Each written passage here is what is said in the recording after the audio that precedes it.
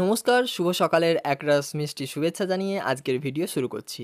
আজকের গন্তব্য নৌকায় করে মায়াপুর। বিভিন্ন পথ দিয়ে মায়াপুর যাওয়া যায়, তার মধ্যে অন্যতম হলো নৌকায় করে যাওয়া। একটি বোট ট্যুর হলো পর্যটনের কারণে নেওয়া তুলনামূলকভাবে ছোট নৌকার একটি ছোট্ট ট্রিপ। সাধারণত একই জায়গা থেকে শুরু এবং একই জায়গায় গিয়ে শেষ হয়। সাধারণত একদিনের জন্যে কম সময়কাল হলো এই নৌকার জার্নি, কিন্তু আমাদের জার্নিটা শুরু হয়েছিল নবদ্বীপ ফেরিঘাট থেকে মায়াপুর যাওয়ার জন্য। এই জার্নিতে আমার সাথে ছিল বন্ধু বাস্তব। আমি যেমন ঘুরতে ভালোবাসি, সেও তেমন ঘুরতে ভালোবাসে। এইমাত্র টিকিট কেটে নিলাম এখানে। নৌকায় করে আমরা যাব। এখানে দু রকমের ব্যবস্থা আছে, একটা হচ্ছে লঞ্চে আর একটা হচ্ছে নৌকাতে। তো লঞ্চে যদি তোমরা যেতে চাও সেক্ষেত্রে টিকিট ভাড়া হচ্ছে 10 টাকা, আর যদি তোমরা নৌকায় যাও সেক্ষেত্রে জনপ্রতি 5 টাকা। তো আমরা টিকিটটা কাটলাম, সেটা হচ্ছে নৌকাতে যাওয়ার জন্য। এখানে গাড়ি মোটরসাইকেল নিয়ে যাওয়ার জন্য আলাদা আলাদা ভাড়া আছে। তো আমরা যেহেতু হেঁটেই এসেছি, তো সেক্ষেত্রে হেঁটেই যাবো নৌকাতে। তাই বন্ধুকে সাথে নিয়ে চললাম মায়াপুরের উদ্দেশ্যে। যারা প্রতিনিয়ত নৌকা চালায় তারা অনেক সুন্দরভাবে নৌকা চালাতে পারে, কিন্তু যারা হঠাৎ করে একদিন নৌকা চালায় তাদের চালানোর মধ্যে একটু সমস্যা হয় ঠিকই, তবে আমাদের নৌকার চালক বেশ প্রফেশনাল। রাস্তা যদিও অনেক দূর হয় তাহলে আমি সড়ক পথে যাত্রা বেছে নিই, কিন্তু যদি স্বল্প রাস্তা হয়ে থাকে তাহলে আমি জলপথ বেছে নিই। দুটোর মধ্যে পার্থক্য আছে অনেক। জলপথ মানেই হচ্ছে নৌকা, আর নৌকা মানেই হলো আস্তে আস্তে যাওয়া, আর সড়ক পথ মানে হলো তাড়াতাড়ি গন্তব্যে পৌঁছানো। দুটোর টেস্ট কিন্তু সম্পূর্ণ আলাদা। এই জার্নিটা শুরু করেছিলাম আমরা বর্ষাকালে। সারাদিন প্রচুর পরিমাণে বৃষ্টি হওয়ায় নদীর জল বেশ পরিমাণে ছিল। বেশ ভরাটে ভরাটে লাগছিল এই নদী। কত মানুষ পার হচ্ছে এদিক থেকে ওদিক। যাদের একটু তাড়া আছে তারা চলে যাচ্ছে লঞ্চে করে, যাদের তাড়া একটু কম আছে তারা যাচ্ছে নৌকায়। এই যেমন আমরা, খুব একটা বেশি তাড়া নেই, তাই নৌকার পথ বেছে নিলাম। যেহেতু বাজেটের মধ্যে আমরা ঘুরছি তাই নৌকাটাই আমরা সঠিক বলে ধরে নিলাম। নৌকার জার্নি কিন্তু সব সময়ের জন্য আনন্দের হয়। মানুষজন বেশ ভিড় থাকে।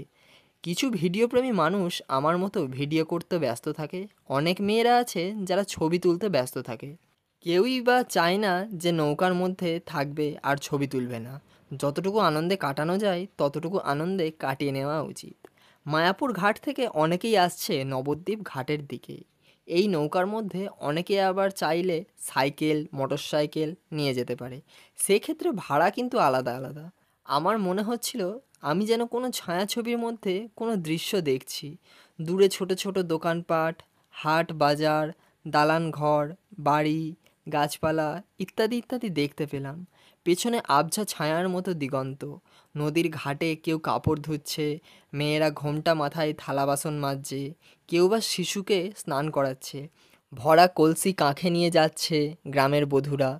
কিশোর দামাল ছেলেরা নদীর জলে লাফালাফি করছে, কেউ বা সাঁতার কাটছে। মাঝে মাঝে বর্ষার জলেতে ভেসে থাকা সবুজ ধানক্ষেত, কচুরিপানার রঙিন ফুল আর জলজ উদ্ভিদের মন্দিরের গল্প, পানকৌড়ি আর ডাহুকের ডাক, ভেসে বেড়ানো হাঁসেদের দল, কাশফুলের শুভ্র হাতছানি, সব মিলিয়ে বাংলার অপরূপ রূপ দেখে আমি কিন্তু মুগ্ধ হয়ে গেছিলাম। মনে মনে বললাম, সার্থক জনম আমার, জন্মেছি এই দেশে, সার্থক আমার নৌকা ভ্রমণ।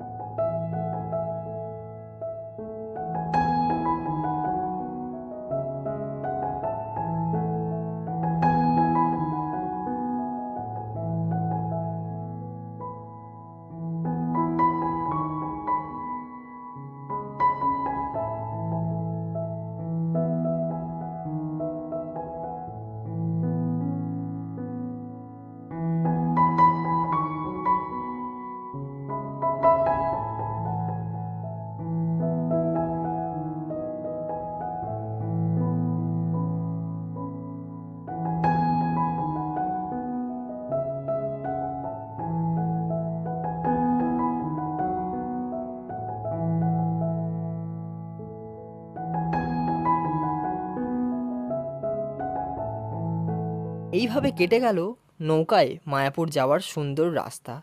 তোমাদের এই ভিডিওটা কেমন লাগলো? কেমন লাগলো এই গল্পটা? কেমন লাগলো আমার এই অভিজ্ঞতাটা? ভালো লাগলে অবশ্যই লাইক, শেয়ার, কমেন্ট করে পাশে থেকো।